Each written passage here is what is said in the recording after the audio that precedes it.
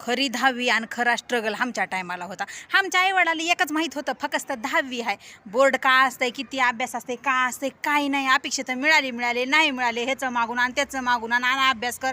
आला बोर्डाचा दिवस, त्या दिवशी परीक्षेचा दिवस, सकाळी लवकर उठायचं, घागर आंघोळी बिंगोळी करायचं, घागर घेऊन बोरला जायचं, पाणी आणायचं, देवाची पूजा करायचं, काय घरात शिळं पाकड भाकर तुकडा आहे ती खायचं आणि सगळे मिळून बोर्डाला निघायचं. बघा, जाताना सगळ्याच्या पाया पडायचं, सगळ्या गलीतले म्हातारे कोतारे घरातले सगळ्याच्या पाया पडायचं आणि सगळे वर्गातले पोरं फिरून मिळून बोर्डाला जायचं. तुम्ही म्हणताल सगळे मिळून, हां सगळे मिळूनच राहत होतं आमच्या टायमाला. का असं पेपर का आमच्या गावात राहत नव्हते, परगावला लांब लांब 4-4, 5-5 किलोमीटर, 10-10 किलोमीटरवर गावं राहत होते आणि तिथं तेवढंच चलत जात होतो आम्ही. माहिती आहे का, आम्हाला गाड्या फिड्या तसलं काही नव्हतं, चलत जायचं पेपरला. तुम्हाला सांगते मी, सगळेजण मिळून पेपरला जायचो आणि तिथं गेलं, त्या सेंटरवर गेलं का बघायचं ती शाळा बिळा, कुणाचा नंबर कुठं आलाय, कुणाचा नंबर कुठं आलाय, काय नाही, सगळ्या वर्गात ती हुडकायचं तुम्हाला सांगते.